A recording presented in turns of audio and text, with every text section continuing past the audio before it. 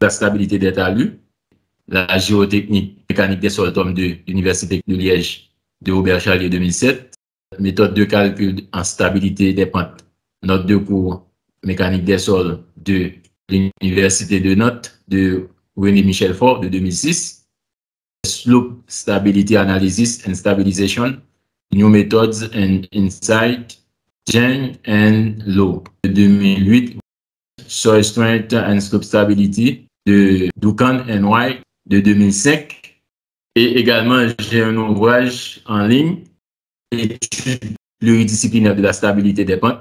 C'est un ouvrage que j'ai écrit sur la stabilité des pentes que vous pouvez consulter en ligne. On peut le trouver sur Amazon. C'est études pluridisciplinaires de la stabilité des pentes. La méthode des tranches. Le principe de base des méthodes des tranches est de décomposer la masse de sol en tranches pour tenir compte d'une variation des caractéristiques du sol. Vous voyez ce schéma ici, on a à peu près 8 tranches. Tranche 1, 2, 3, 4, 5, 6, 7, 8. Une fois divisé la masse de sol en tranches, on va analyser chaque tranche. Il est alors possible d'écrire pour chacune de ces tranches les équations d'équilibre et ensuite on considère les résultats des forces intertranches qui s'exercent en un point d'application. Maintenant, on va analyser une tranche de ce talus.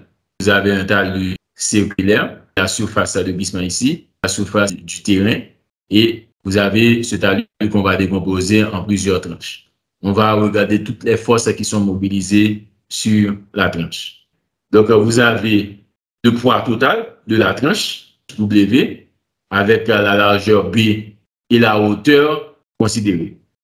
Et la composante normale de la force agissante à la base de la tranche, N, et T, la composante tangentielle de la force agissante à la base de la tranche, E, composante horizontale des forces intertranches, et XL, la composante verticale, B, épaisseur de la tranche, voici B ici, B est égal à L cos alpha.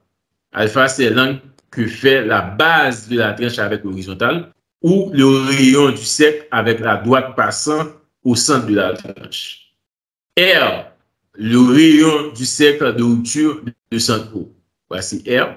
L, c'est la longueur du plan de glissement de la tranche. Ce sont les différentes forces exerçant sur une tranche que nous venons de voir. Maintenant, pour la méthode des tranches, il suffit que de définir le facteur de sécurité Fs par lequel la résistance au cisaillement du sol doit être réduite pour amener la masse du sol dans un état d'équilibre limite. Fs qui est égal à tau sur tau M. Tau M, c'est la contrainte de cisaillement mobilisé à la base de la tranche. Et tau, c'est la résistance au cisaillement caractérisée par l'équation de Moore-Coulomb. Et nous avons vu l'équation de Moore-Coulomb depuis l'année dernière qui nous donne une relation linéaire entre la résistance au cisaillement et la contrainte normale. En paramètre tau, c'est tau égal à C plus sigma tangente phi. En paramètre effectif, c'est tau égal à C' plus sigma moins U par tangente phi. Si on remplace tau M par sa valeur dans T, on obtient T égale à 1 sur Fs par C'L plus N moins UL par tangente phi'. Si on regarde la projection verticale ici, le N ici, c'est N cos alpha à considérer. Le T, c'est T sin alpha. L'équation d'équilibre va nous donner N cos alpha plus T sin alpha égale W plus XL. XL ici, de gauche, c'est vertical.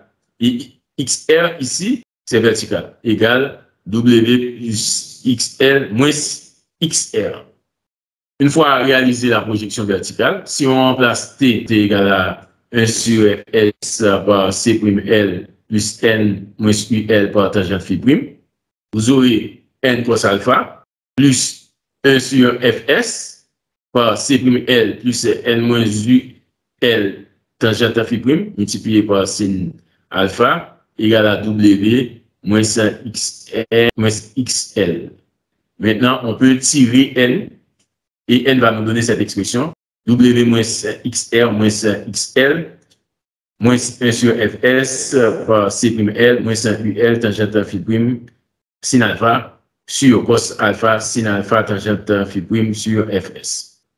on va regarder la projection horizontale. Nous avons pour T cos alpha, N sin alpha à l'horizontale. Ce qui nous donne que T cos alpha moins N sin alpha égale à moins ER moins EL. Si on remplace T par sa valeur dans cette équation, ce qui va nous donner 1 sur Fs par C'L plus N moins UL tangente phi prime cos alpha moins N sin alpha égale à moins ER moins EL.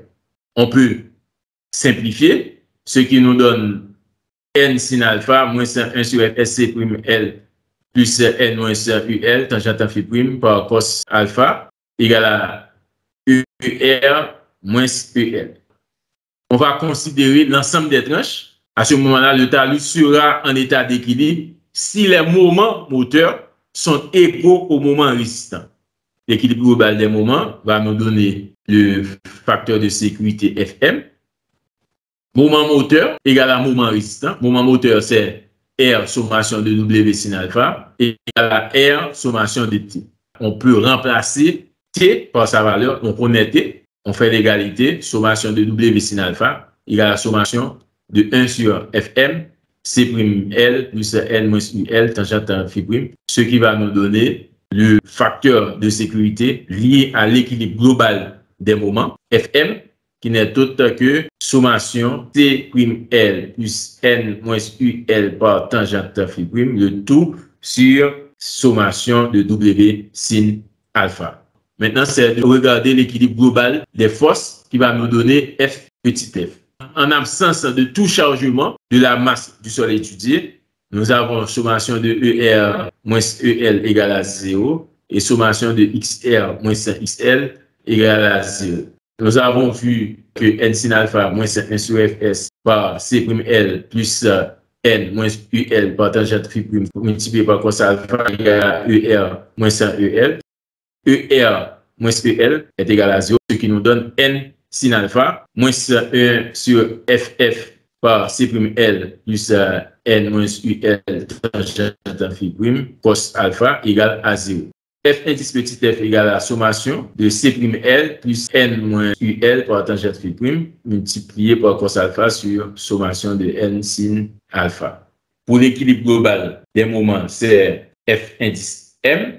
Pour l'équilibre global des forces, c'est F indice petit f.